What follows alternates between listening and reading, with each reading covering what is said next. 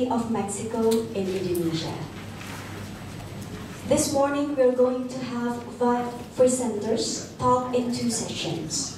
The first session's topic is Nusantara, the crossroads of civilizations. And in the second session, the topic will be Mesoamerica, a world on its own. A questions and answer session will be held after the second session. Next, for the welcoming remark, I would like to invite the Dean of the Faculty of Humanities, Universitas Indonesia, Dr. Adrianus Lawrence Gedung Wawaruntu, to deliver his welcoming speech. Who we are, where we're from, and what processes that have happened to lead us where we are now. In the effort to reveal the Nusantara and Mesoamerica ancient civilizations, there were 2 prominent figures who, until the end of their lives, showed great devotion to their area of expertise, namely Professor Dr. Raden Panji Suyono from Indonesia and Professor Dr. Miguel Leon Portilla from Mexico. Professor Dr. Raden Panji Suyono was instrumental in providing a foundation for the development of archaeology in Indonesia, especially in the study of prehistory. He visited almost all corners of Indonesia, from Sumatra to Papua, in order to examine various prehistoric sites. The results of his research have been written in the form of books and numerous papers that have been presented nationally and internationally, and have also been cited in various journals at home and abroad. And Professor Dr. Miguel Leon Portilla has been credited for conducting various studies on the Aztec society and culture in the pre-Columbian and colonial eras. Like Professor Suyono, Professor Leon Portilla, results have also been written in various books and papers as published internationally. Many of his writings have been cited and referred to by experts around the globe. Therefore, it is befitting that we would like to express our utmost gratitude and appreciation to them for their services in uncovering these 2 great civilizations, the Nusantara and Mesoamerica. For that reason, today's seminar is titled A Tribute to Professors Raden Panji Suyono and Miguel Leon Portilla. Today's seminar also becomes a realization of an exciting collaborative effort between the Embassy of the Republic of Mexico and the Faculty of Humanities from Indonesia. We are hopeful that this wonderful collaboration can continue and grow in the future. Thank you very much for your kind attention and participation. I'm confident that we can all benefit from these highly enlightening lectures and have a great seminar. Thank you. Terima kasih banyak. Apa kabar? Baik? Bagus. Terima kasih, Mr. Director, for your kind invitation to be here this morning. I would like to begin by thanking the prestigious Faculty of Social Sciences of the Universitas Indonesia, and especially its Department of Archaeology, for their kind willingness to organize, together with the Embassy of Mexico, this academic seminar, Nusantara and Mesoamerica, 2 great civilizations. Indonesia and Mexico, next one please. Next one. Indonesia and Mexico are geographical antipodes. Actually, at this very moment, we have 13 hours difference between Mexico City and Jakarta. 13 hours. We are exactly on the other side of the world. And despite that enormous distance that separates us, there are numerous similarities and identities between our countries that have contributed to forge a sincere friendship and outstanding collaboration in many fields. Among those identities highlights particularly the fact that both countries are the birthplace of great civilizations. Although the presence of humans in Indonesia dates back for more than 1 million years, the Austronesian people that form today the majority of population came from Northeast Asia to Nusantara, just like the original inhabitants of Mesoamerica arrived from Northeast Asia between 14 and 19,000 years ago. And both Nusantara and Mesoamerica had great civilizatory achievements. I am convinced that rescuing our amazing past helps us to forge a brilliant future.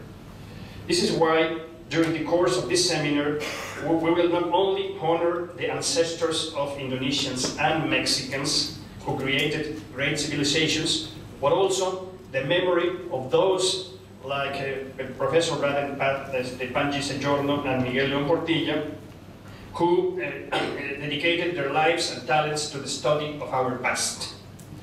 Today's program contains 2 sessions. The first one is called Nusantara, a crossroads of civilizations, and is dedicated to Indonesia. The second one, dedicated to Mexico, is called Mesoamerica, a world in itself. In my opinion, those subtitles emphasize the main historical differences between Nusantara and Mesoamerica. While Nusantara was indeed the center of a great civilization and was surrounded by other important civilizations,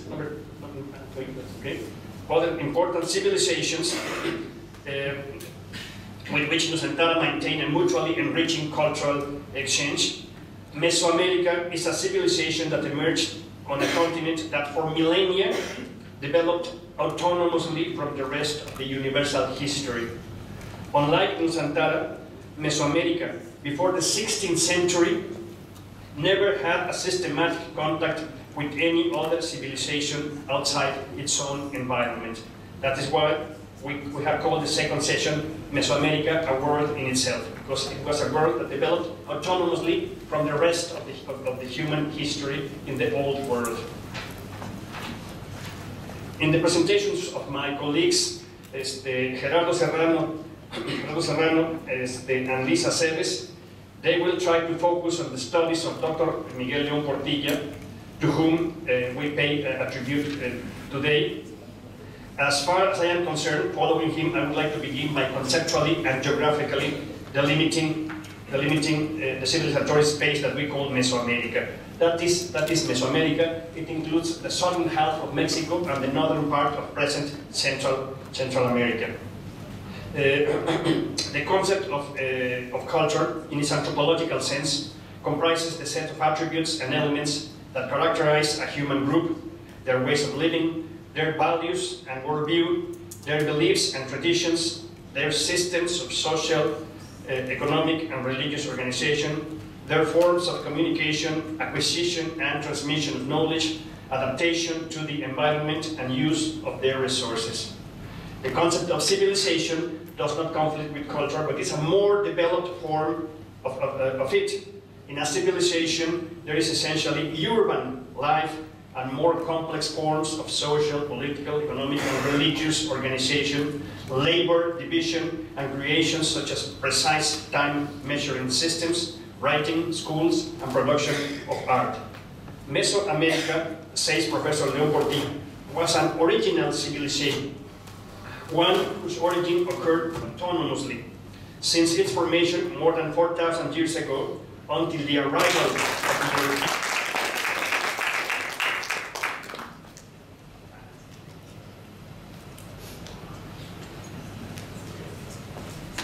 And the second certificate is given to Liz Aceves for Professor Miguel León Portilla. Liz, levanta la cara.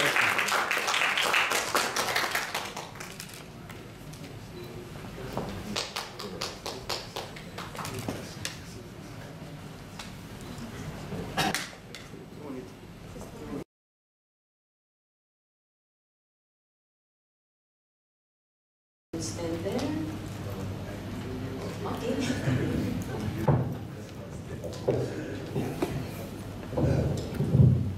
morning, ladies, gentlemen, Dean of the Faculty, Excellency Devasi, buen días. I hope everyone is okay, and it is an honor for me to present something honoring the collaborations of continuing the collaboration of our pioneers in archaeology between Mexico and Indonesia, of course. And it's for me, but you know, it's called, I call him always like a grandfather Suyono, something like that, because it's very close with me, even I never been as his students formally, but in terms of live discussions and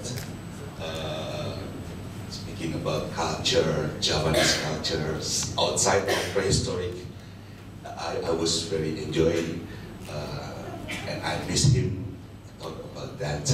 So thank you very much for him and his work. So this presentation is just to let us know his huge work during his activity as an archaeologist, prehistorians. To be honest, I'm so sorry I never met with the Professor Porcia. Scusami.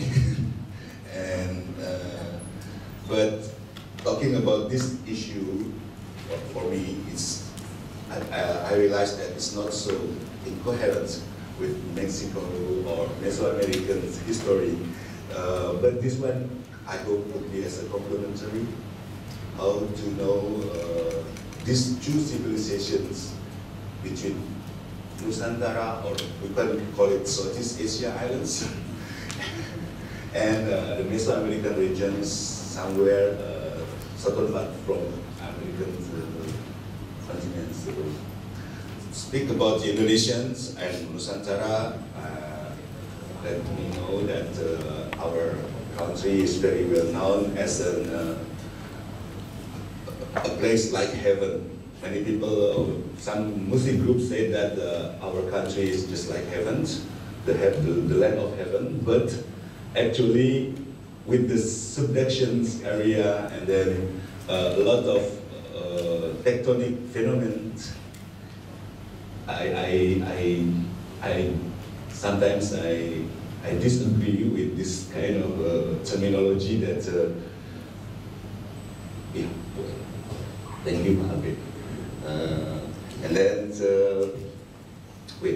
and then after that, a lot of volcanic activity as a implication of the tectonic activities, and this can be a consideration how to interpret all the data, all the archaeological data that archaeologists have done in the field.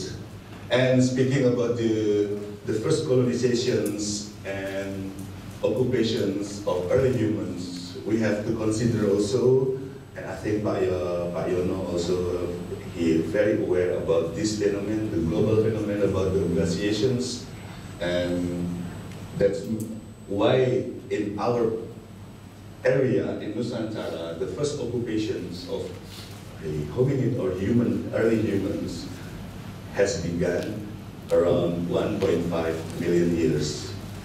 But in Mexico, around circa, but in Mexico, maybe just after 12,000 million years, because the phenomenon of the glacial cycles have, the very intense one is in the last glaciation maximum, around 13 or 15 to 13,000 years ago. That's why the Homo sapiens could across from the Siberian Strait go to the American continents.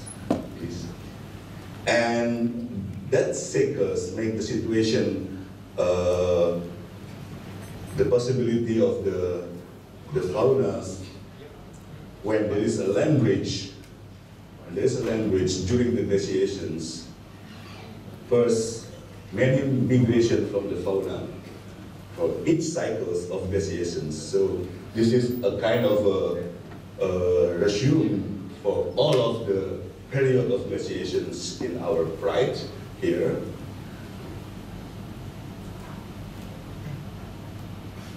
Okay. Here, from about 1.5 million, we have a kind of fluctuations of sea levels. And every time there is a fluctuations, there is a, this one is a lower part, the glaciations make a land bridge, and then faunas followed by the humans arrive every cycles with with different kind of characters and also cultures. So I move here again.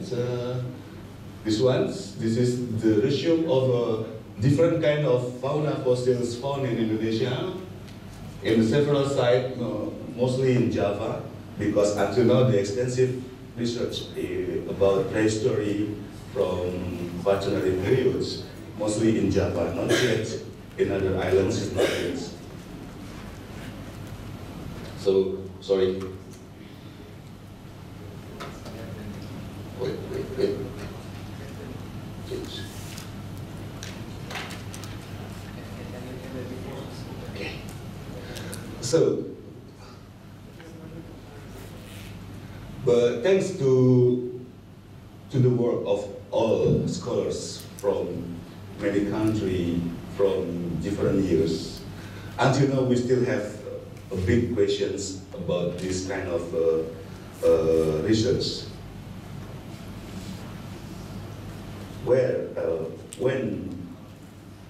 When is the exact time the human arrived in our area? This is still a big debate until now. It gives us many confusing, but it also gives us many possibility to having more work on that. It means it's open for collaborations still. And then some sites from different time. At the below here,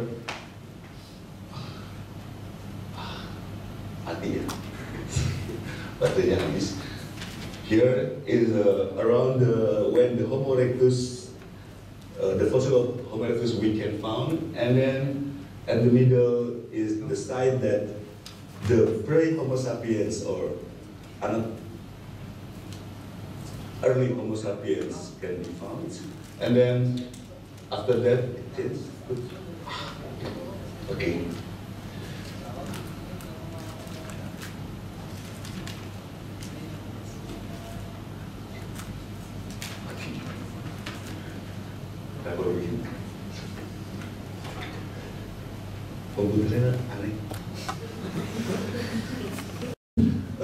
Covering all Indonesian area, we have to thanks to our big actor in prehistory and his colleagues, of course. The first they're about because their work from I think 1930s, and they still work in a collaborative working, interdisciplinary. Teki Yaakob from Jogja about anthropology, Sartono from Bandung, ITB about geology, and of course the one that we are celebrating now, Herpesiono, who work more on archaeological remains, thus mean the prehistory remains, and he gives many insights about many questions which is not yet answered by us. For example, what happened with this kind of artifacts in East Java, in Pacitan, it's very well known as Baksoka's technologies. There is no scholars work on this yet. Still have a big problem, big questions. And then the latest one is still in a big, until now, the appearance of the Homo florescensis, about the chronology, about the relation with the same time when the dates show that the Homo sapiens has arrived here in Indonesia. This madam. And finally give us a new kind of reconsiderations about the timeline, about the historical of our prehistory. I covered with the red one because it's a part that when the civilizations that Dr. Ali Akbar will talk about after 10,000 years, I mean it's already in a parallel with the historical in Mexico. So maybe this one could be adjusted by us in the futures with the new data, with the new method and approach, and maybe with the new human resource. I don't know. Talking about the behavior of the Homo erectus, the early humans in Nusantara, talking about their activity on how to live, how to having the food, the cut marks, with certain analysis, the taphonomical aspects, something like that. We have to improve our methods to know better and to answer the questions that already shown by our professors, or former professors in the past, and also about the technology, how they live, how they prepare their tools in terms of prehistoric time. And of course, we still need kind of a collaborations with other disciplines to reconstruct the stage or the environments during certain population of that early humans. So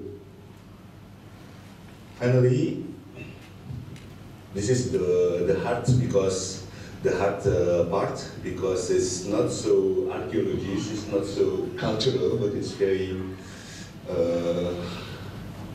geologic and physics. We still have to consider time aspects so we can reconstruct in three-dimensional form, space, and time, and we can control our results directly to the data we found in the field. And this is, for examples, the work that, about possibility that we can go in depth about dating on early human occupations, or even still for younger periods like Homo florescensis. And of course, prehistory is not alone.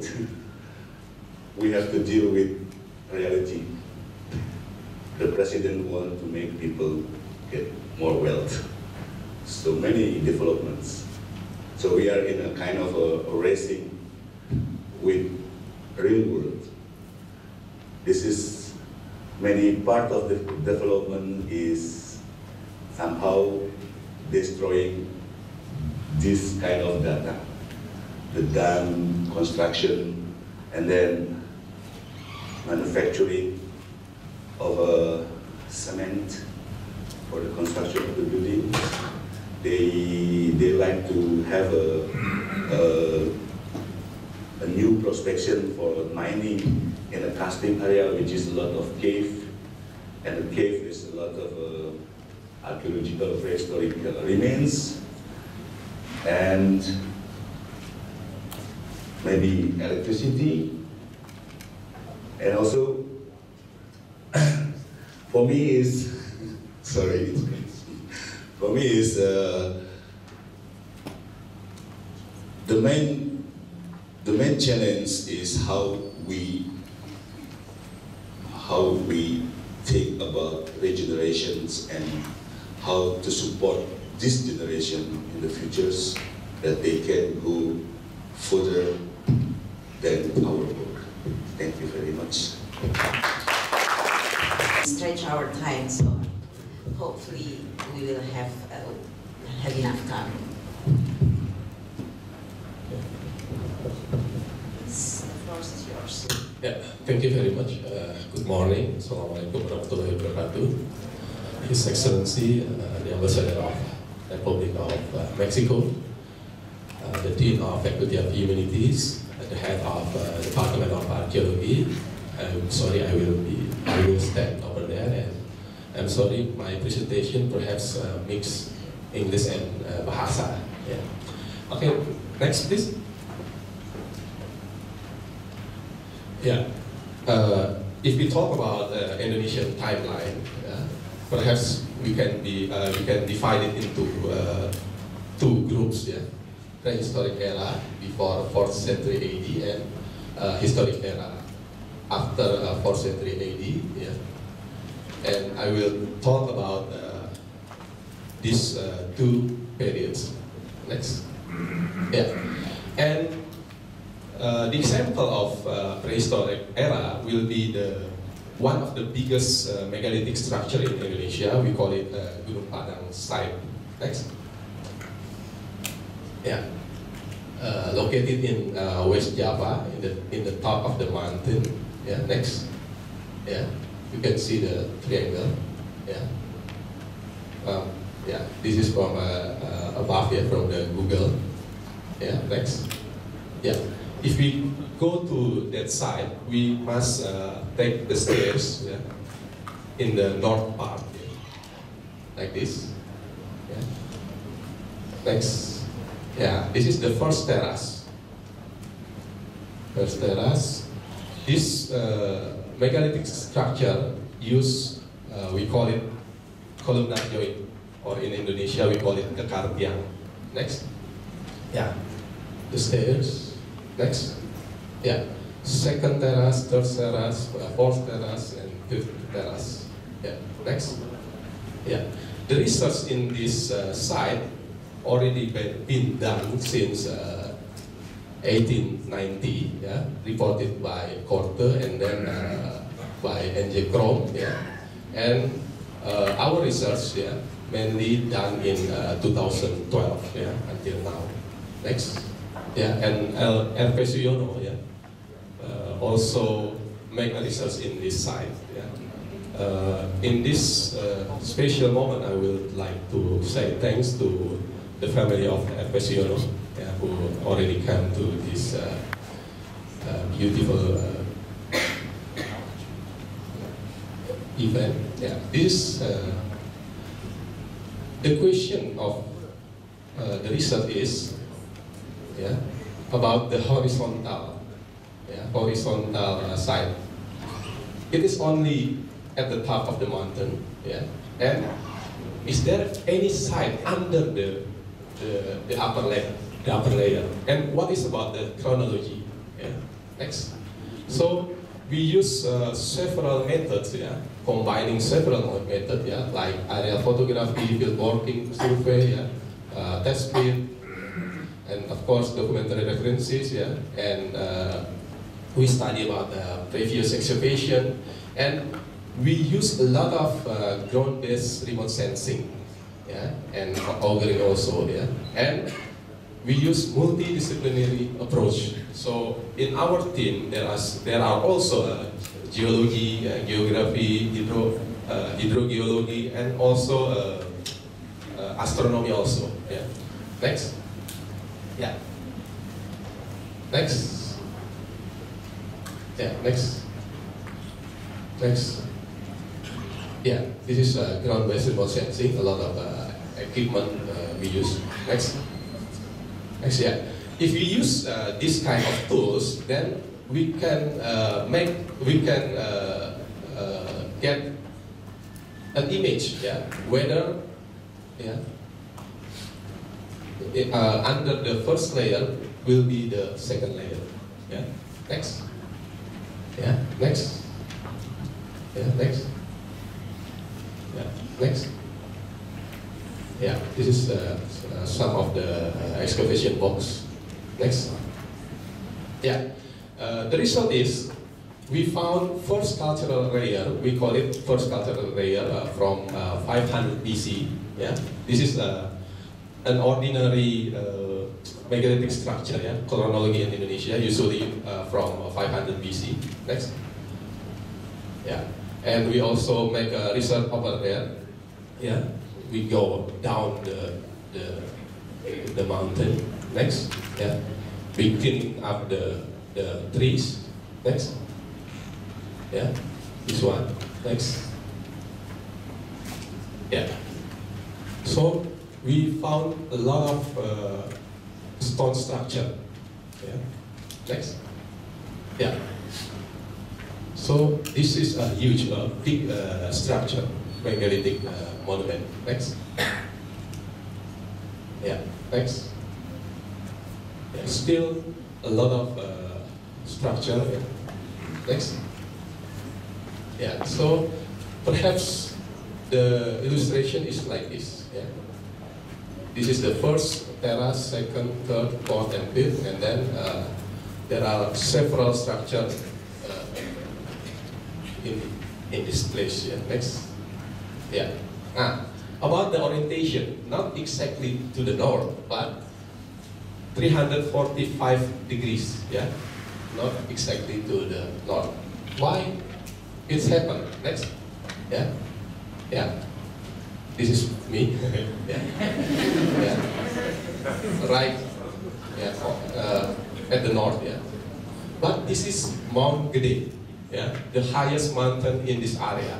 Yeah. 3,000 meters, yeah, above sea level. So the orientation of this megalithic structure is going to the Gunung Gede, or the big mountain. Next. So the conclusion, we also use LiDAR also. Next. Yeah. So the conclusion is next. Yeah, we use a lot of equipment, modern technology, and so on. Next. Next. Next. Yeah. So this megalithic structure not only at the top of the mountain, but also in not only 0.3 hectare, but almost 30 hectare. Yeah. Next. Yeah. This is some illustration of this site. Next. Yeah. And we also make a survey in 2 kilometers. Yeah, the radius of 2 kilometers and 5 kilometers. Yeah, we still find a lot of stone. Yeah. Next. Yeah, and we also make an excavation deep and deep. Yeah, and we found second cultural layer. It is older, 5,200 BC. Next. Yeah. Why we try to find the second layer? Because several of radiogram of several of image we found this layer. Yeah, this one. Yeah. Next. Yeah. So I think our college in Mexico already applied this kind of tools, this kind of technology. Yeah. So my point is, if we have a site, perhaps you can go deeper and deeper. Yeah. But of course, you have to apply this kind of tools. Yeah. Next. Next. Yeah. Next. Yeah. This is the second layer. Next. Yeah. Next. Next. Yeah. We found iron tools. Next. Yeah. Next. Yeah. 4 meter under this first layer. Next. Next. Yeah. 5,200 BC. Next. Yeah. We still found another layer under the first layer. Yeah. Next. Yeah. And I already make an excavation 10 meter depth. Yeah. We still found another layer. Next. Yeah. And this is a multi-component site. Yeah. If you go there, perhaps you will find coin. Yeah. You will find ceramic, Chinese ceramic, but of course the older layer is under your foot, yeah, under your feet. Next. Yeah, and several artifacts, yeah, we found in this site. Next. Yeah, this is Borobudur. Yeah, after the reconstruction is like this. Yeah, this is Gunung Padang. We already cleaned several areas. Yeah, this is only an illustration, but perhaps similar like this. Yeah, if we make a restoration. Yeah, but this is the first layer, the younger layer. Yeah, we still have the older layer under the first layers. Next. Okay. Megalithic settlement patterns. Yeah, megalithic site located on the plateau or mountain. Yeah, megalithic sites oriented to the mountain with a religious system worshipping mountain's gods. Yeah, megalithic site located close to the stone sources that they commonly found in the mountains. However, I made also several excavations, several surveys, several research in another megalithic sites. Next. Yeah. Like in Sukabumi, West Java, we call it Tugu Gede, yeah, menhir, big menhir, around 2 meters, yeah, height, yeah. Next, yeah, and in Ciletu, yeah, we found several artifacts like this. And the very interesting part is these two sites is located. Next, please. Is located near the sea, yeah. Tugu Gede only 15 kilometers from the sea, yeah. Ciletu, yeah, or we call it Cimas, yeah. Ci means river, yeah. Mas means gold, yeah. Yeah. When I stand in the site, I can see the sea, yeah. Very close. And if you go there, you will cross the gold mine, yeah. Still producing until today. Next. Yeah, and if you go to Pasir Angin side, this is in highest area. Yeah. Next. Yeah, Pak Yono and his colleagues found gold max. Yeah, perhaps Mbak Dila know about this. Yeah, and this site. Yeah. If you go there, only 6 kilometers from Pongkor gold mine. Yeah. And if you go to Gunung Padang side, yeah, just use motorcycle. Only 4 kilometers from the site, you will find gold mine also. We call it Cikondang. Yeah, Cikondang gold mine. Next. Yeah, and if we go to historic era, yeah, the oldest kingdom in Java is Tarumanagara with his king, yeah, Sri Purnawardhan, 5th century AD. Yeah, it is near the Pasir Angin site, yeah, near the Pongkor, yeah, gold mine. Next, yeah, and still doing their job until today. Yeah. Next. So, if we look for this volcanic era, yeah, volcanic, we call it a ring of fire, yeah, then we can conclude that most of the megalithic remains, yeah, from Banda Aceh, Lampung, yeah, Banten until East Java, located in the, yeah, in this red color. Yeah, why they choose this this location? Because full of gold. Yeah. Next. Yeah, and how about the oldest kingdom in Indonesia? Yeah, we call it Kutai. Kutai in East Kalimantan. It is not in mountain area. It is near the river. Yeah. Yeah. And people still find gold, yeah, in the river, Mahakam River. Yeah. there is also inscription. You can see the similarities, yeah, the stone. We call it columnar joint, Gakartia, yeah. And we found also this kind of stone in Sriwijaya Kingdom, yeah. And Pajajaran Kingdom also used this kind of stone to make an inscription, yeah. Perhaps you have a question, why the first kingdom is Kalimantan? Next, yeah. If we use these maps, there is all volcanic arcs in Kalimantan also. So, beside this this ring, yeah, Indonesia also have another ring, yeah, and now we can predict, yeah, perhaps another megalithic structure, another megalithic remains in Sulawesi, located here, yeah, and I can guarantee you that in Bali, yeah, Lombok, I already went there, yeah, Bali, Lombok, Sumbawa, Newmont, or Batu Hijau, and then to Bima, yeah, Parado. There are also megalithic remains, yeah, and near the gold mine, yeah. And of course, this is the biggest one, yeah.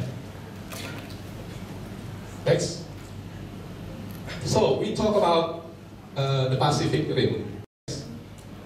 Perhaps we have similarities, yeah. Mexico also in the Pacific Ring of Fire, yeah. Next.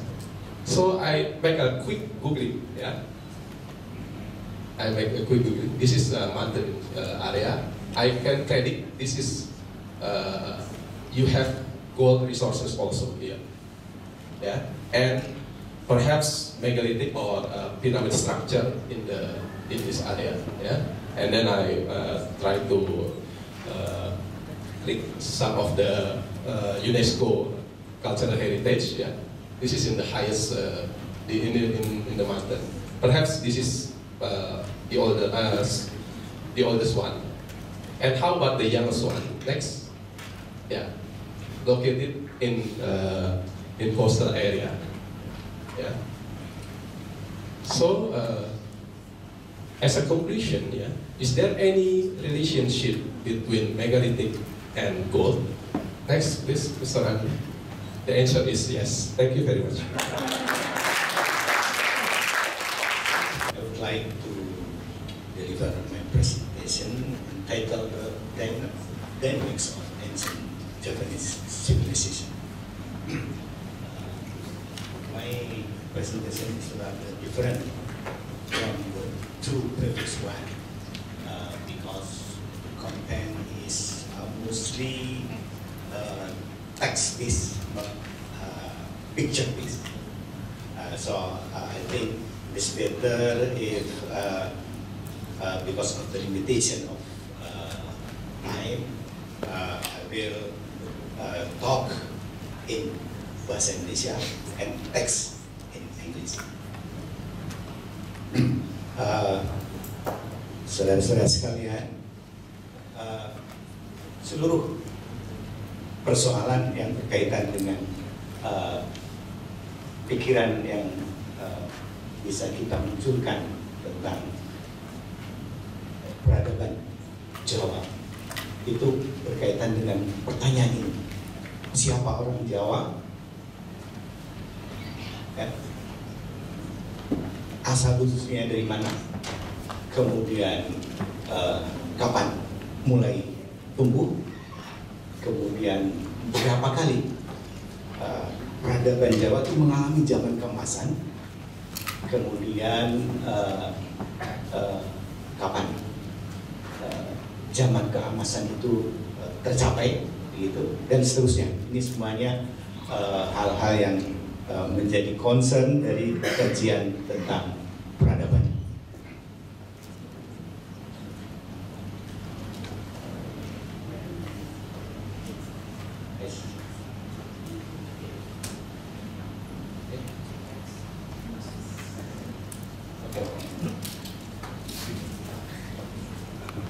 Terus next, ya ini gambaran tentang rute asal usul orang Jawa. Orang Jawa itu biasanya dianggap sebagai satu bagian dari bangsa penutur bahasa Austronesia. Ya. Silakan dipencet lagi, ini rutenya itu dijelaskan melalui anak-anak seperti ini. Ya. Ini adalah kapan waktu itu terjadi dan kemana arah dari migrasi itu. Ya. Jadi sebenarnya agak berbeda mungkin ya dengan teorinya Pak Ali Akbar nantinya ya, karena memang cara melihatnya agak berbeda gitu. Jadi inilah kira-kira persebaran penutur bahasa Austronesia itu terjadi, dan orang Jawa itu merupakan bagian dari itu, dan bahasa Jawa adalah variasi dari bahasa Austronesia. Lanjut. Ya, saya kira ini sudah paham ya, inilah Jawa di dalam konteks geografi Indonesia itu ada di mana. Saya hanya ingin menambahkan gitu bahwa kalau kita bicara tentang Jawa di dalam konteks Nusantara, harus dipahami bahwa peradaban Jawa itu hanyalah satu bagian saja dari peradaban yang pernah tumbuh di Nusantara. Ya. Yang kita kenal dengan cukup baik adalah peradaban bangsa Melayu ya, yang berpusat di Sumatera, dan peradaban Bali yang berpusat di Pulau Bali. Lanjut. Dan ini adalah penjelasan mengenai kapan peradaban Jawa itu mulai berkembang. Ya. Saya mengasumsikan bahwa peradaban itu merupakan fenomena dari masyarakat yang kompleks begitu, dan secara arkeologis ditandai oleh kehadiran alat-alat besi dan perunggu serta peninggalan-peninggalan megalitik yang sebagaimana tadi dimunculkan oleh Pak Ali Akbar begitu. Dan ini semuanya satu teknologi yang membutuhkan di dalam bekerjanya suatu kelompok masyarakat yang harus sudah terspesialisasi dan memiliki satu stratifikasi sosial yang memungkinkan adanya komando terhadap orang-orang yang berbeda fungsi kerjanya. Lanjut.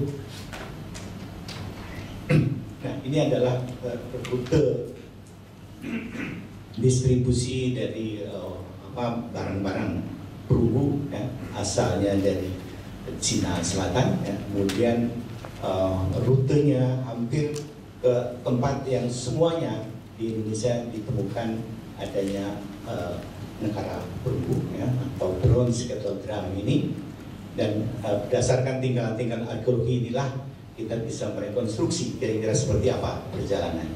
Poin saya di sini adalah bahwa kita jauh sebelum masuki zaman sejarah itu telah melakukan pelayaran yang sangat jauh. Lanjut. Ya, ini adalah gambaran asumsi ya, bahwa sebenarnya orang Jawa sudah lama sekali melakukan perjalanan ke wilayah yang jauh, dalam hal ini adalah ke India maupun ke Cina, ya, bahkan mungkin lebih jauh lagi ke arah barat. Ya.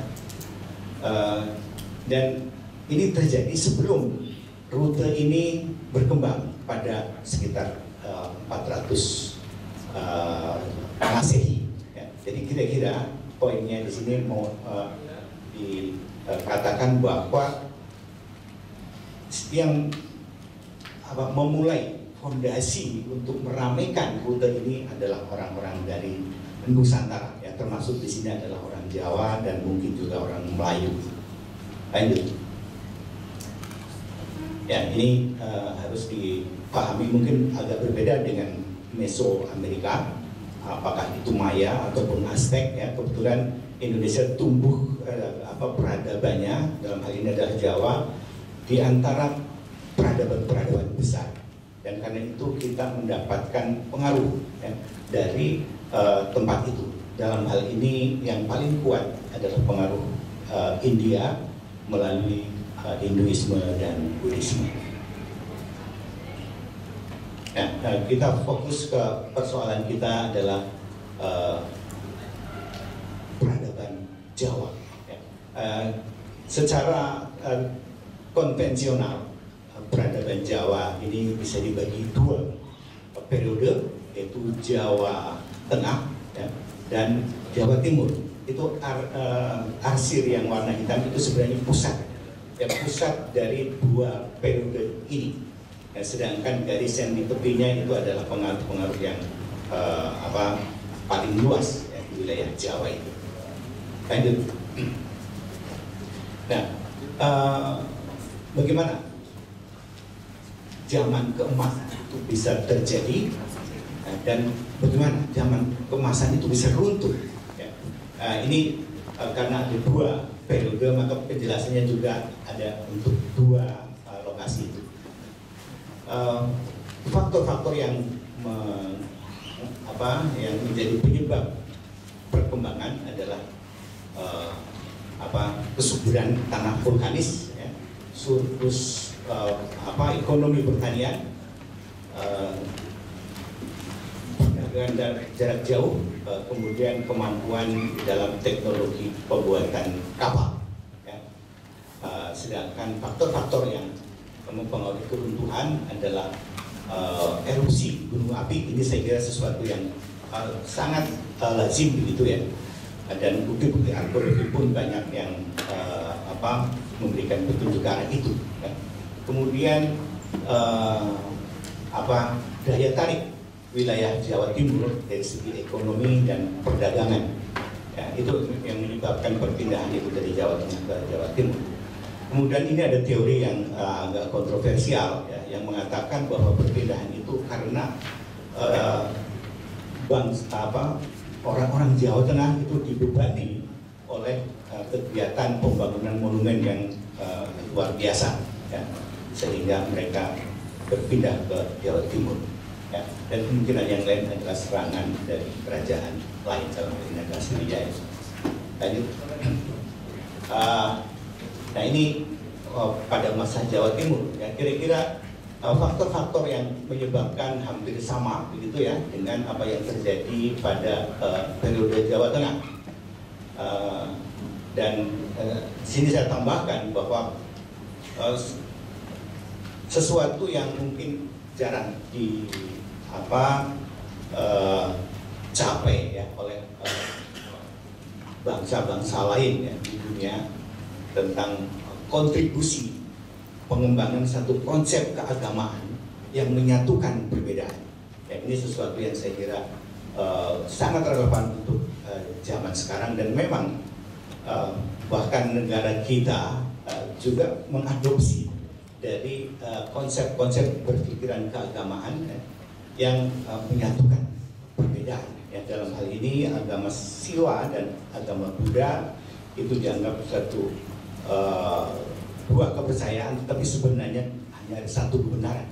Dan kita menggunakan istilah Bhinneka Tunggal Ika itu mendapat inspirasi dari sana. Dan saya kira ini satu ideologi yang sangat unik dan sangat relevan dengan masa ini. Ya, sedangkan faktor-faktor yang meruntuhkan itu tadi bisa dibalik sebentar. Nah ini sebenarnya sesuatu yang umum ya terjadi, tetapi dalam konteks peradaban Jawa itu karena masuknya kelompok elit Muslim ya, di pusat pemerintahan Majapahit ya, di samping adanya konflik internal ya, atau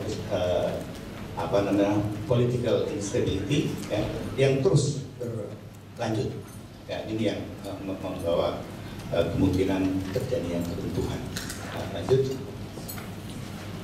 Nah ini adalah pembahasan mengenai kira-kira apa sih yang membedakan Jawa Tengah dan Jawa Timur begitu. Ya, dari segi politik di Jawa Tengah dikenal dengan istilah polikraton. Polikraton itu mengacu kepada satu kerajaan-kerajaan begitu, tetapi yang secara pengaruh itu relatif independen, ya, tidak terlalu tersentralisir begitu, dan ini juga menyebabkan bahwa suksesi pimpinan-pimpinan kerajaan itu melalui kompetisi, ya, di antara pimpinan, dan ini agak berbeda dengan Jawa Timur. Di Jawa Timur itu sangat tersentralisir, ya, dan struktur birokrasi juga sangat terstandar begitu, dan suksesi pun melalui satu semacam kinship institution, ya, yaitu melalui garis keturunan gitu, ya. Secara ekonomi itu kurang lebih sama, bedanya yang di Jawa Tengah itu perkembangan atau kemajuan atau penambahan surplus itu karena adanya perluasan tanah-tanah sawah yang dianggap lebih produktif. Jadi tanah ladang itu dikonversi menjadi tanah sawah sehingga lebih produktif, itu yang menyebabkan surplus bertambah. Sedangkan di Jawa Timur bukan dengan memperluas lahan, tapi dengan melakukan intensifikasi dengan membangun irigasi, ya, dan waduk-waduk seperti itu. Ya, sedangkan agama, ya, kalau di masa Jawa Tengah ada kontestasi, ya, kita melihat ada Borobudur, ada Prambanan, ya, itu dua simbol agama yang sama kuat begitu, tetapi juga ada maksud-maksud yang mengarah kepada sikap-sikap toleran, ya. Jadi kalau kita melihat desain Candi Borobudur itu adalah suatu gabungan, ya, antara kepercayaan pemujaan terhadap roh nenek moyang dengan Buddhisme. Ya, ini sesuatu yang saya kira juga sangat langka begitu. Sedangkan pada masa Jawa Timur itu jelas ada upaya untuk betul-betul mengarahkan kepada satu kebersamaan, ya, di dalam perbedaan, ya. Jadi konsep tentang Bhinneka Tunggal Ika itu memang secara formal dinyatakan pada masa Jawa Timur. Lanjut. Oke. Ini arsitektur. Jadi ini agak unik begitu, ya. Kalau pada masa Jawa Tengah semangat masyarakatnya itu terutama kepada usaha untuk membangun monumen-monumen yang sangat besar, ya. Dan itu tidak terjadi di Jawa Timur, karena di Jawa Timur yang terjadi adalah semangat yang besar di dalam menciptakan karya-karya sastra, ya. Ini sesuatu yang unik saya kira. Sedangkan arsitektur bentuknya kalau di Jawa Tengah itu mementingkan simetri, ya, sedangkan di Jawa Timur tidak, ya. Sedangkan lifestyle-nya kalau di Jawa Tengah itu lebih ke rural orientation, sedangkan di Jawa Timur itu urban orientation, ya. Jadi ritual-ritual keagamaan itu kalau di Jawa Tengah itu terutama di desa-desa, ya, kalau di Jawa Timur itu di pusat-pusat pemerintahan. Baik. Nah, ini tadi saya ingin terangkan bahwa meskipun ada perbedaan, Jawa Tengah dan Jawa Timur itu juga punya kesamaan, bahwa dua-duanya itu satu peradaban yang mementingkan atau memberikan perhatian yang besar baik terhadap pertanian maupun maritim. Ya, ini yang umumnya pada keliru bahwa di Jawa Tengah itu hanya agraris, tetapi di dalam kenyataan tidak seperti itu. Ya, dan yang kedua adalah kedua-duanya itu memberikan perhatian kepada suatu penciptaan ideologi yang menghargai perbedaan. Lanjut. Nah, ini timeline-nya, ya. Jadi agak berbeda dengan punya tadi Pak Andri Purnomo sama Pak Abe, ya. Ini text based, ya, bukan gambar. Tapi kira-kira seperti itu. Nah, ini frame yang saya buat begitu, dan baru saya buat semalam juga ini. Oke, lanjut, ya. Ini hanya untuk penjajah. Terus Pak Andri. Oke, lanjut aja terus. Oke. Nah, ini saya ingin mencoba untuk melihat perbedaan atau persamaan antara peradaban Nusantara dan Mesoamerica. Ini yang saya bisa lihat. Mungkin kalau keliru mohon dari apa yang ahli Meksiko bisa diperbaiki gitu. Ya, bahwa kedua-dua peradaban itu tumbuh di dalam suatu lingkungan yang sama yang disebut dengan tropical rainforest. Ya, ini mungkin itu juga yang menyebabkan kecenderungan pertumbuhan peradaban itu mirip, ya, seperti itu. Dan yang kedua, ya, kedua peradaban itu menghasilkan, ya, monumen-monumen besar, ya, dan beberapa di antaranya memiliki kemiripan. Ya. Misalnya monumen di Tikal itu sama atau mirip sekali dengan yang ada di Gunung Lawu, ya, Candi Suku, ya, dan beberapa contoh yang lain Borobudur mungkin ada bangunan-bangunan di Meksiko yang mirip dalam arti itu menggambarkan punden berunak gitu. Dan keduanya itu saya meyakini hanya bisa diciptakan oleh orang-orang yang kreatif, ya, dan dampaknya itu terasa sampai hari ini. Ya, itu yang persamaannya. Yang perbedaannya tadi dikatakan bahwa di Mesoamerica itu seperti peradaban yang sudah tumbuh sendiri, ya. Dia punya rumah yang tidak banyak dipengaruhi oleh orang lain. Sedangkan Nusantara, terutama Jawa, itu tumbuh di dalam satu konstelasi yang luas, di mana Jawa kebetulan posisinya bukanlah satu peradaban yang besar sebagaimana Cina, India, dan yang lainnya begitu. Ya. Itu gambarannya seperti itu. Yang terakhir, Jawa itu peradaban yang tumbuh dalam lingkungan kepulauan, ya, berbeda dengan Cina, Meksiko, Mesoamerica, yang itu land based, ya. Dan ini saya kira punya pengaruh besar terhadap proses bagaimana dinamika peradaban itu berlangsung, ya, karena kita itu dikelilingi oleh lautan, banyak pulau-pulau, dan ini menyebabkan penting untuk mengembangkan jaringan-jaringan hubungan dengan tempat-tempat yang jauh itu yang mungkin tidak terjadi di Mesoamerica. Ya, saya kira seperti itu. Terima kasih. Our two speakers, Gerardo Serrano and Liz Aceves, to come to the stage.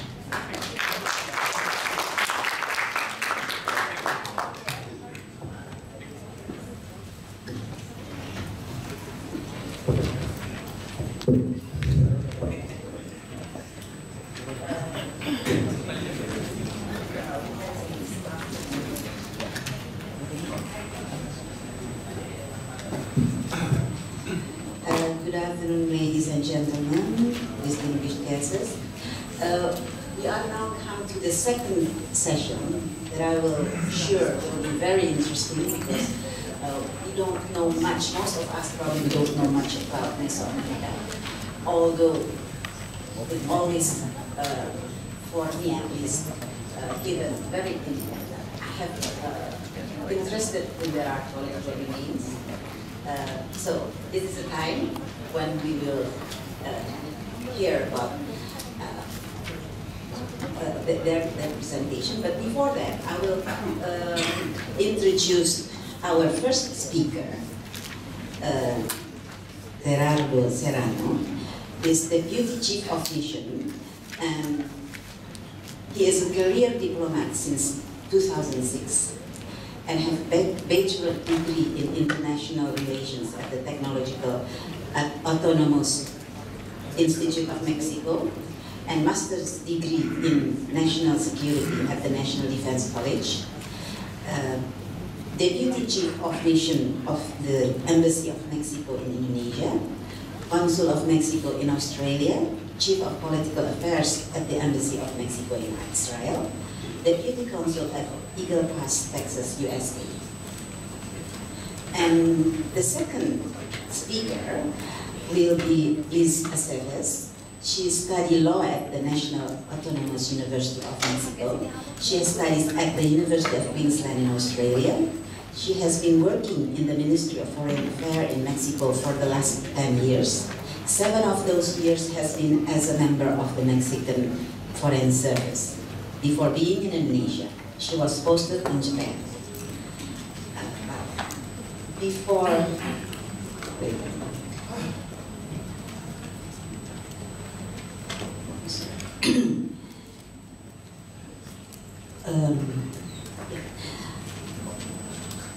Our first speaker will present a talk on the rise, greatness, and fall of Mesoamerica. Mr. Gerardo Serrano. We will start with a short video for you all to watch. Just some images of the main archaeological sites along what is defined as Mesoamerica. So if we can.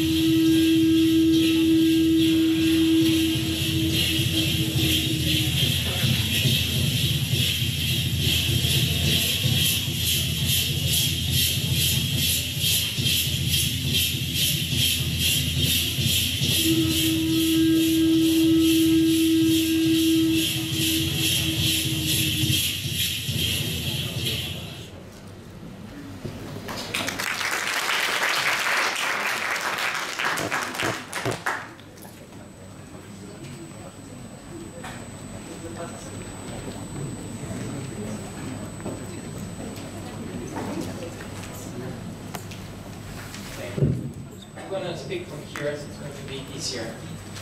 Well, it is my turn to present about the origins and development of Mesoamerica from the view of the Mexican archaeologist and anthropologist Miguel León Portilla. First of all, I want to underline that I'm not an archaeologist. I'm a career diplomat, so if at some point I say something that doesn't make sense, please tell me, because you're probably right. So stop me at any time if anything I'm saying doesn't make any sense, okay? Okay, as it was previously said, the Western Hemisphere, or the American continent, has been called the New World. And it really is. The continent, the American continent, was the latest piece of land in the world to be inhabited. And it is widely known and proven that the first inhabitants of America came during the last glaciation through the Bering Strait, which at some point connected the Kamchatka Peninsula in Russia with the Alaska Peninsula in America. And through there, the first inhabitants of America came to this land. Eventually, the glaciation ceased and the bridge closed. This is very important for one reason, because in comparison to many of the other cultures that developed in the rest of the known world back then, most of these civilizations had interactions. Romans interacted with the Greeks and with the Syrians and the Phoenicians and so on, right? That didn't happen in the case of America. In the case of America, once this land bridge was closed after the glaciation, the whole continent was isolated for thousands of years until the arrival of the Spanish conquerors. So basically, the whole American civilizations that developed along the continent were isolated for centuries, for millennia. So they have no contact with any other civilization. Let me go back. Okay, so the first settlers in America arrived around 25,000 years ago. The living conditions of these first inhabitants happened about 7,000 years ago, with the discovery of agriculture and when the nomad tribes started to settle down at several places. At this point, well, the first villages started to appear, and of course this changed the whole interaction and the whole living situation for these new inhabitants of the continent. There's said that there are 6 original civilizations along the world, 2 of them being in the American continent, one being Mesoamerica, which would be from the middle part of Mexico until the northern part of Central America. And well, one of the main, or the most important, the first and one of the most important cultures that settled in what is Mexico now were the Olmecs. They started settling around 1,500 before the Christian era, and their first settlements were 3 cities basically located in this area, which is La Venta, San Lorenzo, and Tres Zapotes. The Olmecs were still considered one of the main architects of the Mesoamerican region. They spread their influence along the Mesoamerican area, and they're basically considered the precursors or the initiators of the civilizations along Mesoamerica. The original civilization, as I said, in the case of Mesoamerica, started with the Olmecs, and it spread through 5 main areas in what is Mesoamerica. The coasts of the Gulf of Mexico, which would be somewhere around this place, all this area. The Mayan area, which is one of the most important archaeological sites all over Mexico, Guatemala, and the rest of Central America, which would be this green area. The Central Highlands, which is nowadays Mexico City, basically, and some other states in the north, Hidalgo, Morelos. And Oaxaca, which is around here, the Zapotecs were the main culture settled there. And a little bit on the western and the Pacific coast of Mexico, although they were never as relevant as all the rest. So today's Mexico, what we know as Mexico today, was formed basically from this Mesoamerican civilization that was later influenced and changed dramatically with the arrival of the Western culture in its Hispanic version. You know, the Spanish were the first conquerors of what is now Mexico. And of course, this Hispanic culture that we received was the result of their interaction with all of the rest civilizations that were there. Romans, Greek, and so on, right? Egypt, all of them. This map here shows what is considered to be the Mesoamerican area. Mesoamerica refers to the diverse civilizations that shared similar cultural characteristics in the geographical areas comprising modern-day Mexico and countries such as Guatemala, Honduras, Belize, El Salvador, Nicaragua, and a little part of what is Costa Rica down here. Some of the shared cultural traits among Mesoamerican peoples included a complex pantheon of deities, architectural features, as you will see during the present Maya and Lisa's presentation. Most of these Mesoamerican cultures built pyramids, built similar architecture designs. They all shared a ball game, which we will see a little afterwards, and they also shared dress codes and certain other accessories for the clothing. However, although there was the main civilizations in the area gathered around this area, they never had a political unity. They were diverse civilizations, and they each had a different political organization and hierarchy. Each Mesoamerican culture possessed unique qualities and cultural differences. The Mesoamerican history is divided in several periods that we can see in this frame here. The Archaic period, Preclassic, the Classic period. There is some debate at some point between scholars on the subject of which are the correct or more accurate dates on how to establish the different periods along Mesoamerican history. But well, this is the main ones, or the most agreed upon ones. As you can see, we're going to leave the presentations here if you want to review them later. There's some debate regarding pre-Columbian. Pre-Columbian refers to all of that happened in the Mesoamerican region before the arrival of the Spanish conquistadors. And well, the arrival of Columbus, who discovered technically America. And Mesoamerica as well so these are the basic periods that are considered in the history of Mesoamerica. They also have different languages. They didn't have one single language across the whole region. According to scholars, there are approximately 125 different languages along the Mesoamerican region. Same thing happened with writing, and they didn't have an alphabet, so most of the documents that were left behind are basically pictorial. This map shows the distribution of some of the main languages that still exist in actual Mexico. They all shared calendars, although they were also different. For example, this one you see on the left is the Aztec calendar, which possibly you're more familiar with. They have two different calendars. One was at 260 days, the other one was 365. The 260-day calendar was a ritual calendar with 20 months of 13 days each. And then, based on the sun, this is also called the sunstone, or the Aztec calendar.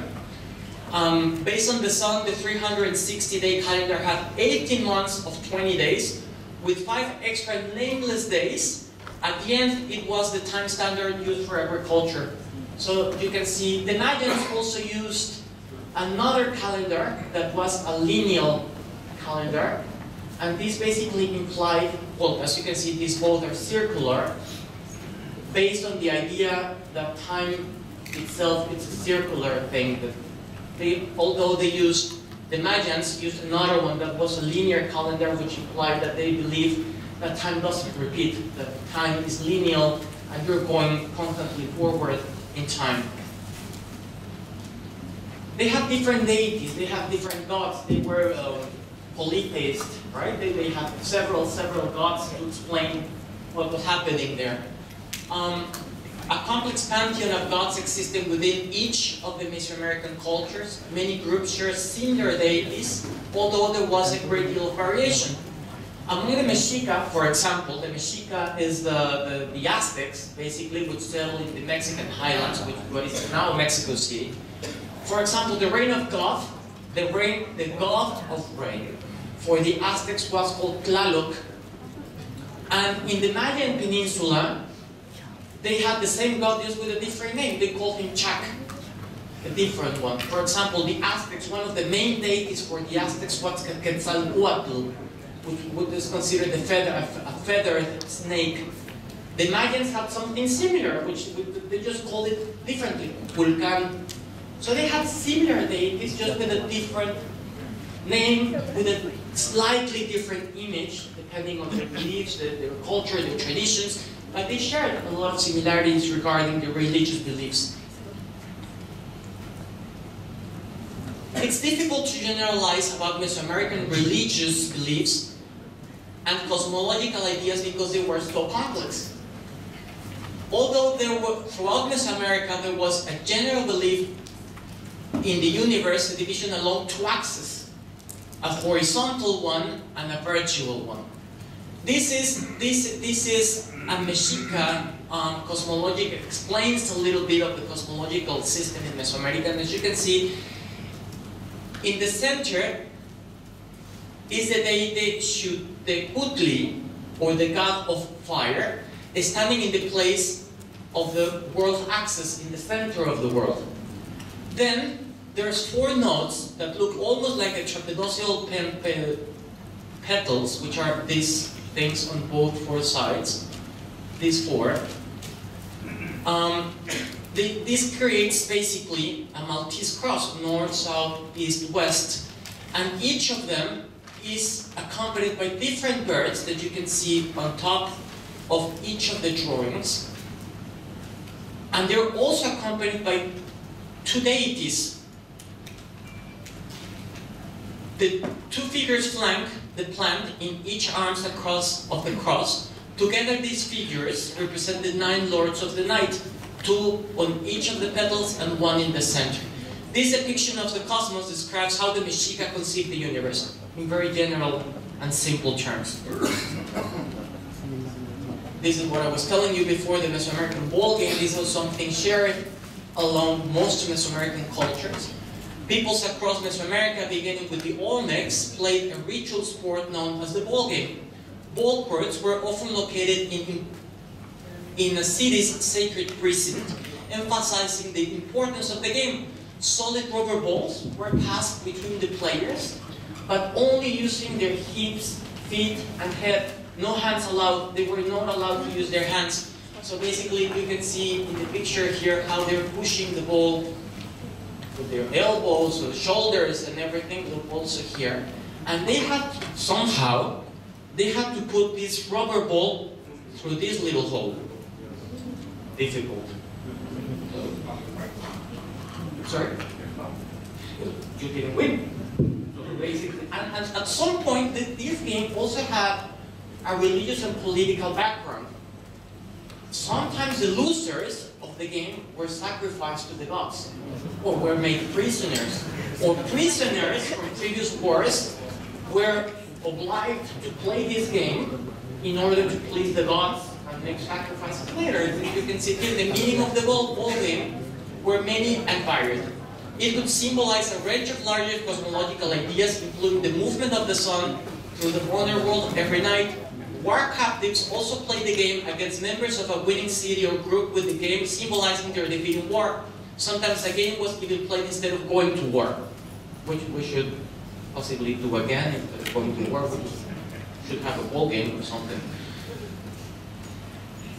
This is possibly what is now Mexico City is possibly one of the most complex and developed cities the Spanish found when they arrived to what is Mesoamerica, to what is now Mexico City. In some of the chronicles that the conquistadors sent back to their capital in Spain, they were surprised with what they found there.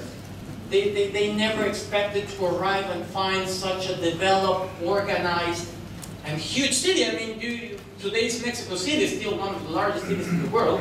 So, and this began possibly from this time.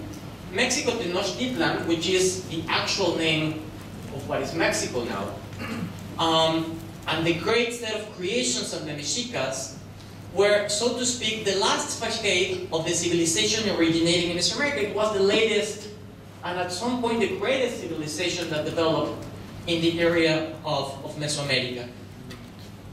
As we said, their religion was possibly one of the main axes around which their social activities developed. So based on this religious belief, they had these grateful omens that, according to several accounts, came to know Moctezuma. His people and their allies were foretaste for a confrontation of the Mexicas with unknown and unimagined beginnings. This confrontation brought with it the deepest and most lasting injury in the being of all of Mesoamerica. The beginning of the end is when the Spanish arrived.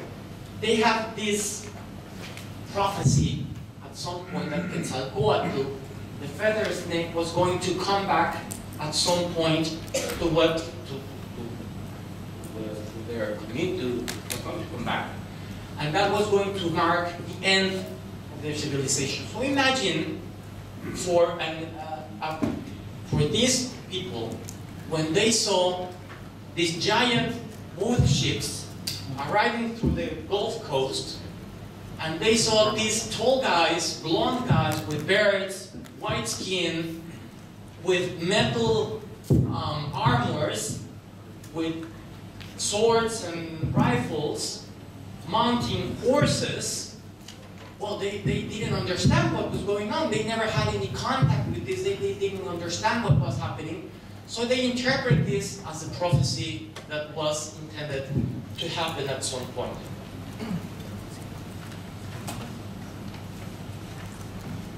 On 13 August 1521, after 2 months of fighting between the Spanish and the Spanish allied with some of the local tribes, people from Tlaxcala and other, that were dominated by the Mexicas, by the Aztecs, finally Hernán Cortés succeeded bringing about the fall of Tenochtitlan, the capital of the Aztec Empire, and consequently the Aztec civilization, as they knew, as it was, came to an end.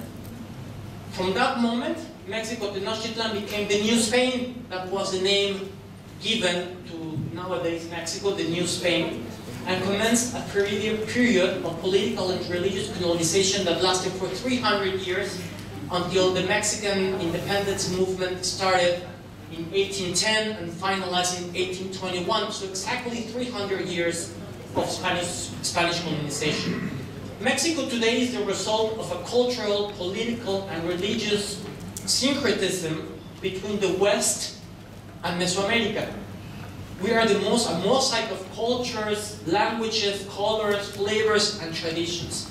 Mexico cannot be understood nowadays without the syncretism between what we call the pre-Hispanic and the culture brought, not only the culture, the political beliefs, the religious beliefs. One of the most important aspects of the Spanish conquering in Mexico is not the political, it's not the financial situation, everything they took back to Spain, but the religious colonization.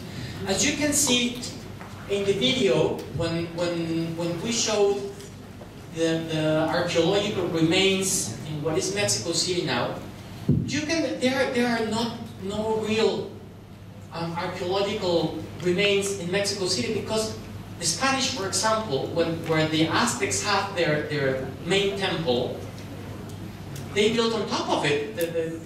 Today's Mexican cathedral is built on top of what at some point was the Aztecs' main temple. So there's some remains, they've been digging at some point, and they keep finding and finding and finding stuff. Because the city was built, the Spanish city in nowadays Mexico City was built on top of what was the Aztec capital of Mexico, Tenochtitlan. As you can also see, it was built on top of a lake. And this is the consequence of another legend that they had as they were traveling. This nomad tribe was traveling from north to south. One of their leaders had a dream, and in that dream, one of their gods spoke to him and told him that they had to build a city wherever they found a snake on top of a cactus devouring a snake, which also explains why Mexico City, Mexico's emblem, Mexico's national seal, is an eagle on top of a cactus devouring a snake. This is the end of my presentation. I hope I didn't leave you with more questions than ideas.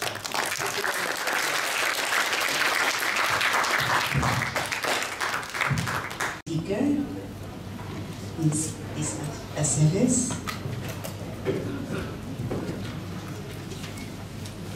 About the evolution of archaeology in Mexico, as well as the legacy of Miguel León Portilla. As you know, I'm also a diplomat career, so I am not expert in archaeology, but I will try to do my best to give you a general overview about the evolution of archaeology in Mexico. So, in this regard, we have the first stage, or the first era, that is from pre-Hispanic age to 18th century. As you know, curiosity is one of the characteristics of the human being. And thanks to that, the human being has discovered different, have had a lot of discoveries. So in this case, before the rise of archaeology as a science in Mexico, the pre-Hispanic man had curiosity and veneration for remains of disappeared civilizations. In this case, we have here, you know, like the example of the Pyramid of the Sun in Mexico, and this is the pyramid in Chichen Itza. So as you may see, these guys look very, very tiny compared to these ones. So that means that the dimensions of this pyramid was far more bigger than the ones from the Mayans, as an example. So in this case, the main point is that as they do not have enough registry about what happened before, because when the Aztecs and the Mayans were in Mesoamerica, the culture of Teotihuacan was not there anymore. I mean, there were just remains that these kind of pyramids. So in this case, they couldn't even understand why they had like enormous pyramids. So the only explanation for that was that it was built by goddess and gods. So in this case, they thought that it couldn't be made by mortals. And that's why they have a veneration to these remains. And actually there are evidence that Mayans and Aztecs used to go to these kind of remains and to give like offerings as a way to venerate them. After that, we must keep in mind that we have the conquest of Mexico. And with the conquest of Mexico, the vision of the archaeological remains changed. In this case, the conquerors led to different expeditions in order to profane burial places to obtain pieces made out of gold or alabaster.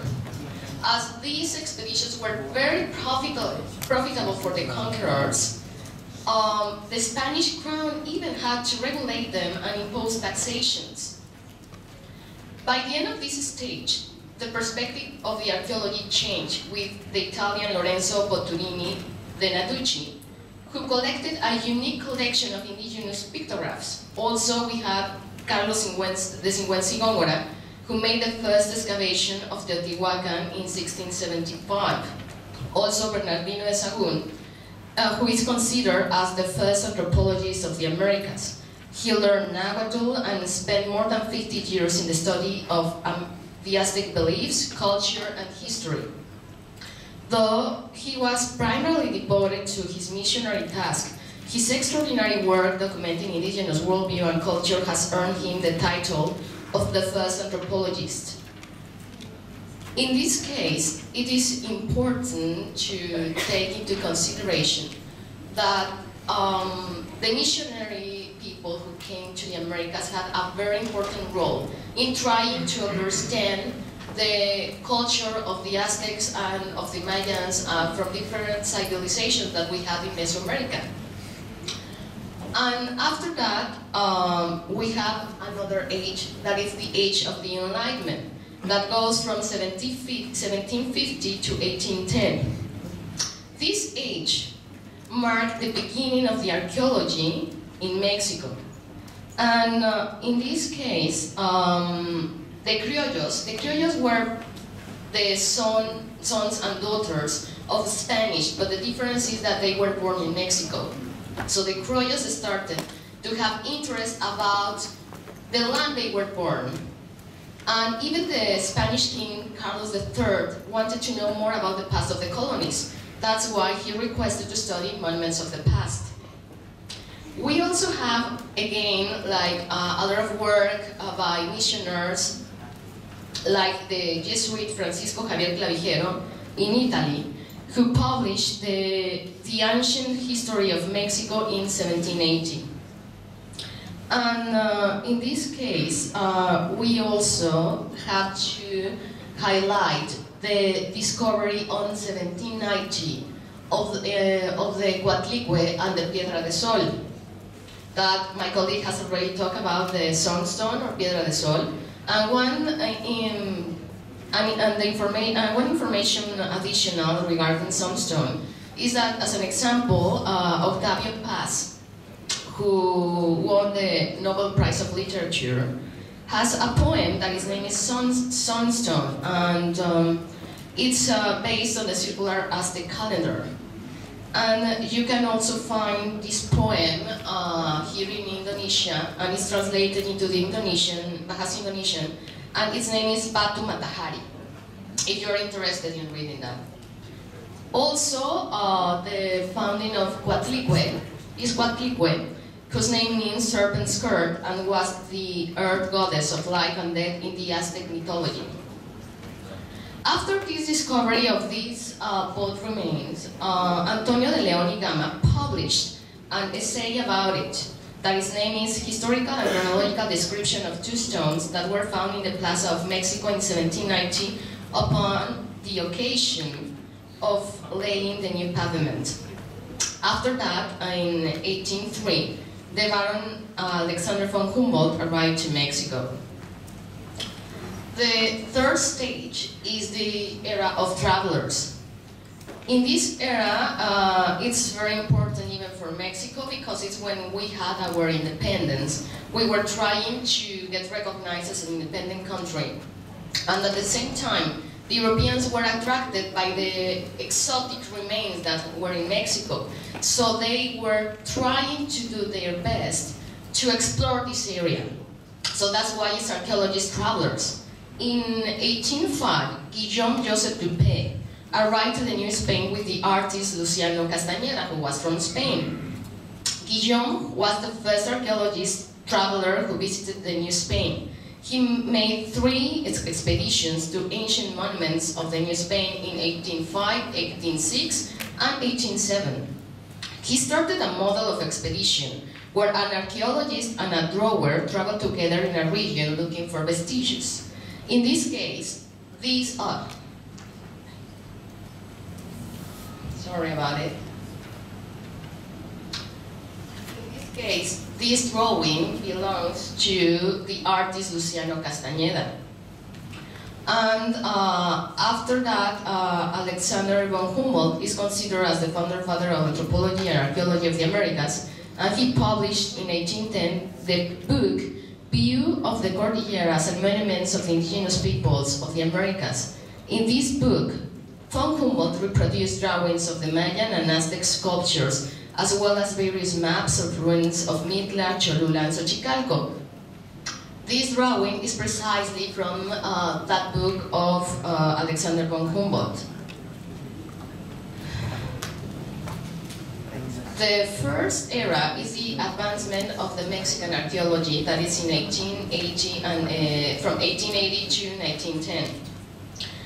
During this age, the archaeological heritage of Mexico undergone a process of reassessment that led to the discovery and rescue of a lot of archaeological ruins, as well as the preservation and exhibition of pre-Hispanic objects and in museums.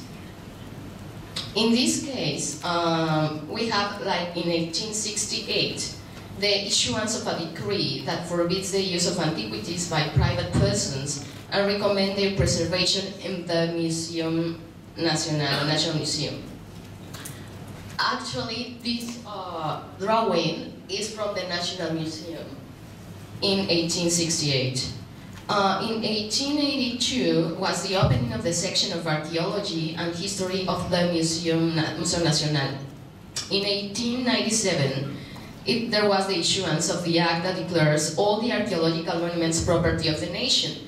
This was a highlight for the protection of the archaeological remains, because by that time a lot of foreigners were traveling to Mexico looking for archaeological remains, and they were taken to other parts of the world, and that's why we have, like, in Europe, several, like pieces from Mexico, and even the Penacho de Moctezuma is in Austria. So in September 1910, the National Museum of Archaeology, History and Ethnography was reopened in September 9 in the presence of the President Porfirio Diaz. By 1924, the stock of the museum had increased to 52,000 objects and had received more than 250,000 visitors. Why is this important? This is important because we must keep in mind that this era was after the independence of Mexico, when Mexico was trying to consolidate as a country. And in this case, they needed something to unify, something that would be the identity of the Mexicans. So that's why these archaeological pieces and remains were very important to try to build our own identity. And actually, this also was helpful for us to show the greatness of our culture to other countries. After this, we have the Revolution era from 1910 to 1939. During this time, we have the Mexican Revolution, but also the advancements of Mexican archaeology. In 1913, the International School of Archaeology and Ethnology of the Americas started activities. Actually, this is a picture of the inauguration of that school. In 1917, there was the establishment of the Direction of Archaeological and Ethnographical Studies in the Ministry of Development. In 1934, we have an Act on Cultural Heritage and also an Act on Protection and Preservation of Archaeological and Historical Monuments, Traditional Populations, and Places of Natural Beauty. In 1938, we have that Alfonso Caso published 13 masterpieces of the Mexican archaeology. This is the picture of the book. And Alfonso Caso was a very important archaeologist who made important contributions to the Columbian studies in his native Mexico.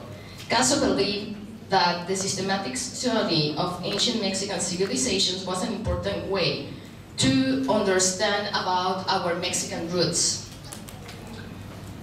After that, we have the post-revolutionary era from 1939 to 1968. During all these years, the archaeology in Mexico has several institutional developments. But the two main ones was in 1939 with the creation of the National Institute of Anthropology and History. This institute continues to this day, and it oversees the promotion and coordination of archaeological researches in Mexico, as well as the authorization of foreign institutions in such activities. And in 1964, we have the inauguration of the National Museum of the Anthropology. So we have here the part of the entrance of the National Museum of Anthropology, and this is the main building of the Institute of National Anthropology and History. And after that, we have the seventh stage, that is the modern era, that is from 1968 to date. In this era, the archaeology has an institutional maturity that is reflected in its relationship with the public, as well as its influence in foreign projects. In this case, I would like to highlight that in 1970, the archaeology became nationwide. And why? Because several universities started to have archaeology as a major in their campuses. In 1972, there was the enactment of the Federal Act on Monuments and Archaeological, Artistic, and Historical Areas. In 1978, the Coyolxauhqui was discovered, and it began the project on the Templo Mayor of Mexico, Tenochtitlan. This is the Huatlicue. And in 1980, we had the creation of the Department of Subaquatical Archaeology. And in 1992, we have a cornerstone for the archaeology in Mexico, for the advancement of the archaeology, and it's the creation of the National Fund for Archaeology. Because this program gives new dimensions to the tasks of conservation, restoration of our, pardon me, of our heritage. In this case, it's also important to say that in 2018, we have the discovery of Pacal the Great mask. This is the mask, actually, that it was discovered last year. Why is important Pacal the Great? Pacal the Great was one of the principal governors from the Mayans. And he was maybe the one who was, for a long period of time, as a governor. Actually, it was 69 years in the power. To date, we have 189 archaeological areas open to the public. And then I'm gonna talk about the legacy of Miguel León Portilla. He was born in 1926, and actually he just passed away last October 1st. He was Mexican historian, philosopher, anthropologist, academic, and editor. He was emeritus member of the Mexican Academy of History, the Mexican Academy of the Spanish Language, as well as a foreign associate of the US National Academy of Science. On the anthropology and history fields, León Portilla received 25 doctorates honoris causa from universities of Mexico, Latin America, United States, and Europe, as well as awards and decorations in Mexico, Bolivia, Peru, Cuba, United States, Spain, France, and Italy, among others. For the advancement of the archaeology, actually from the understanding of our culture, he, as an example, reformulate when he was in charge of the celebration of the 500 years of the discovery of America. He decided that the concept was not good, I mean, saying that it was the discovery of the Americas. And he coined a new concept. This new concept was the encounter of two worlds. When he was in the Institute of History of the National Autonomous University of Mexico, he created the area of anthropology of that institute. In 1973, he created the Institute of Anthropologic Research. Nowadays, the institute has around 50 archaeologists. Between 1987 and 1992, he was ambassador to UNESCO, and he was the one who promoted as a World Heritage Teotihuacan, Montalban, Palenque, Chichen Itza, Templo Mayor of Tenochtitlan. This is important because when a part of a country or an area becomes World Heritage, that means that you must take care of that areas with proper even budget, etc. I mean, it's like a highlight for us for the preservation of these areas. He also made studies on the proto-archaeologists and the pre-Hispanic men who were interested in the people of the past. It's worth mentioning that through the study of codex, ceramics, murals, monuments, and different sources, he was the one who gave soul to the indigenous people. he showed their cosmogony. He wrote a book published in 1959 that its name is The Broken Spears. That was a turning point because he led a movement to understand the indigenous world in all its dimensions. Because, you know, at the end of the day, the victors ordinarily write history. The losers are usually silenced. With proven intelligence, scholarly rigor, and humanist concern, Miguel de Portilla brings the voice of the indigenous people, the ones who were defeated by the conquest of Mexico by the Spanish. So in this case, the next slide, it's a part of the book, The Broken Spears. I want you to see this picture because my colleague talked about the omens. Omens were prophecies. So in this case, the prophecy of the upcoming visit of the Spanish, they think that they have like several prophecies regarding this. And let's listen to this. 10 years before the Spaniards came to this land, the people saw a strange wonder and took it to be an evil sign and portent. This wonder was a great column of flame which burned in the night, shooting out brilliant sparks and flashes that it seemed to rain fire on earth and to blaze like daybreak. It seemed to be faster against the sky in the shape of a pyramid. And in this case, I have like around 8 omens that something bad was going to happen. So the following one... 10 years before the... this one is, you know, another one that is part of how Mexicans found the Spanish.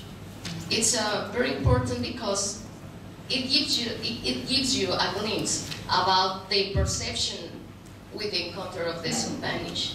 Murtaku's Oma consulted various seers and magicians to learn whether the omens meant an approaching war or some other crisis.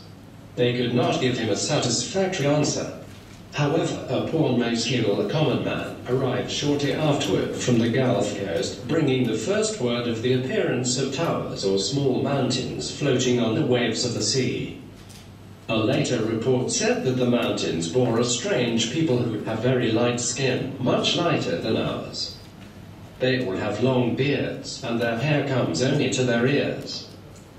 So I just may see, they never saw like boats in their entire life, so that's why they try to relate that kind of figures with something that is common for them. And that's why they define it like towers or small mountains floating on the waves of the sea. So with this, I want to finish the presentation. And as a conclusion, we can see that the archaeology in Mexico has undergone through several processes. First, from being, you know, venerating archaeological remains, then trying to get like kind of benefits, I mean, profitability, the profitability of the remains, etc.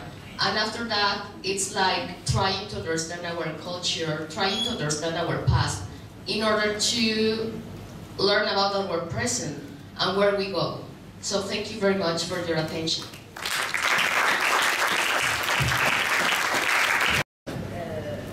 Because I'm not practicing English for years ago. Okay. One question for... Would you please mention your name first? Okay. My name is Fadila. And my question for Abi, Mr. Abi. Is it relation, the cosmology in Indonesia with megalithic, like Mesoamerica, they have a cosmological calendar? Is it relation with megalithic, with cosmological? And the second question for both of you from Mexico is about, I want to know about burial, information about burial, like with urn burial or something like that. Did you have any information about that?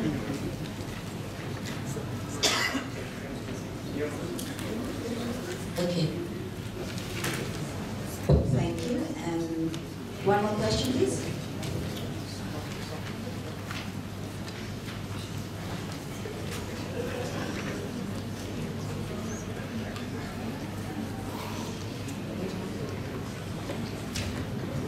No question?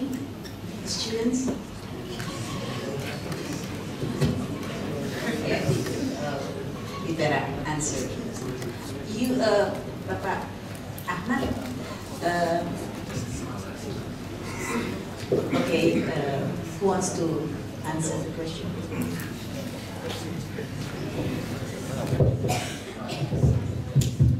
Thank you very much for questions. For the first, Pak Ahmad, yeah. Yes, it is a good starting point. Yeah. If we saw the literature, yeah, there are several similarities between Bali and Mesoamerica. Yeah, about the temple, about the statue, yeah, about the art carving. Yeah. Yeah, there are several similarities. However, yeah, as you said, yeah, it is a good starting point. Yeah, and in archaeology, yeah, we are going point to point. Yeah, so we never jump. Yeah, we never jump across very great distance. Yeah, so the first we have to make a literature critics. Yeah, we have to make internal critics and external critics to the literature. Yeah, that is the first methodology. Yeah, and the second is, yeah, if you are an archaeologist, you have to go there. Yeah, you must survey. Yeah, and for me, it is a good question because it means for me is invitation to your country, yeah, to Mexico, yeah, yeah. So, my answer is, I can answer your question after I've been to Mexico. And for the second question, yeah, Ibu, thank you very much. For Ibu Fadila, yeah,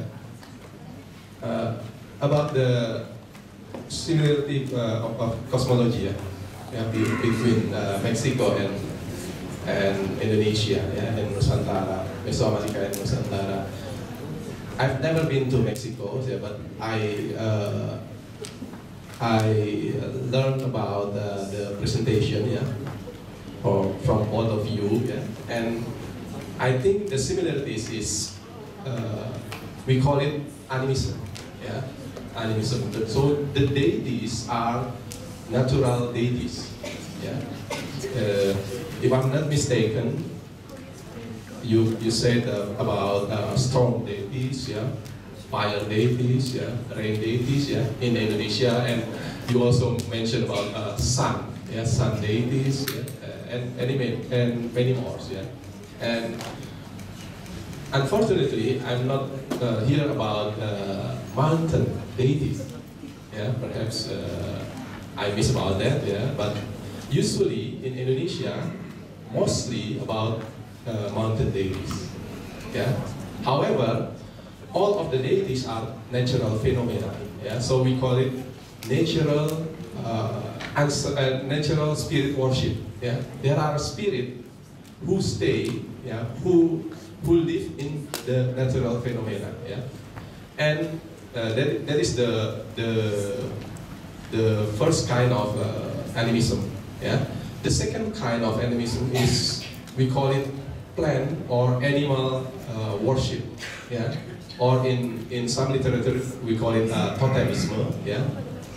Totemism. So perhaps about lizard, yeah, about dragon, yeah, about buffalo, and I heard about eagle.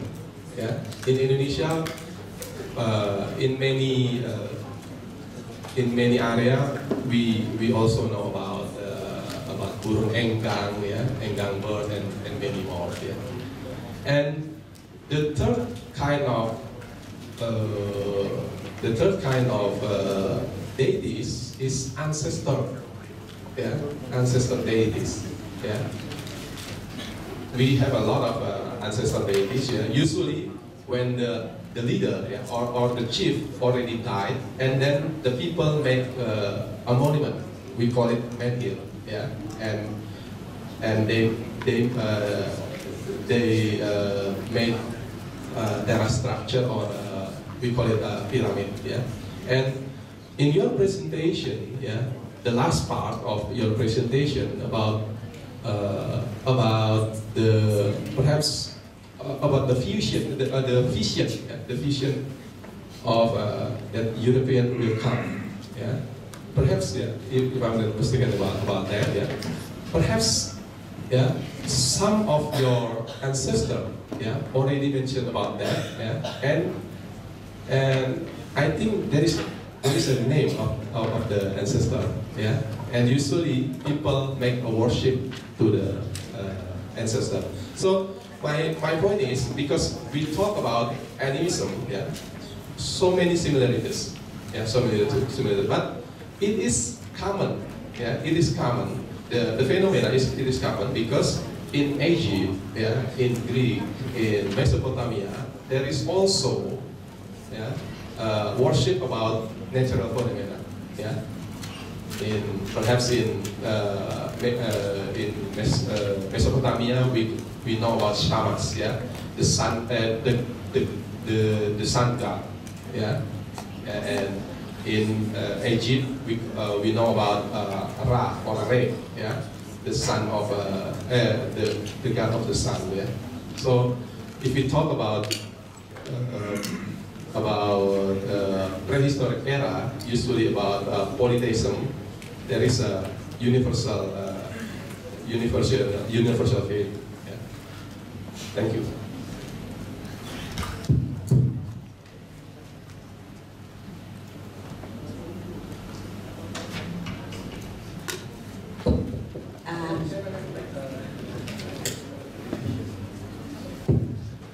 Pak Ahmad, yeah. Perhaps it will be true, yeah, the similarities between the Bali and Mesoamerica, yeah, Nusantara and Mesoamerica, but we must make intensive research. Yeah, thank you very much. I'm afraid we don't have time anymore. I'm sure there will be still more questions, but we don't have time anymore because we still have a film to watch. I would like to thank our distinguished presenters. Thank you very much. It was, I think we learned a lot today.